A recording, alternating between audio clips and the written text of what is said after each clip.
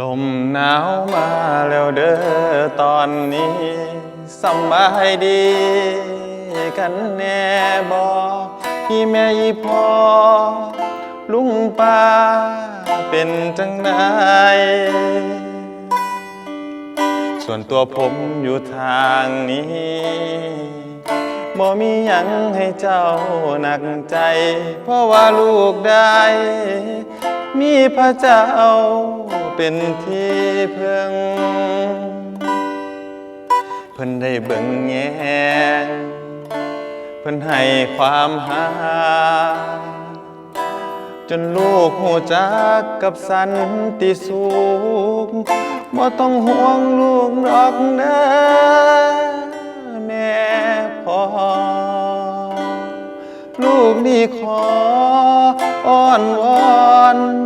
ให้พระองค์นั้นทรงดลใจให้ทุกคนได้หูจักเพิ่นแน่อยากให้หูจักนำกันในใจนั้นขอบคุณพระองค์ที่ได้ทรงพระเยซูลงมาไถ่บาปของ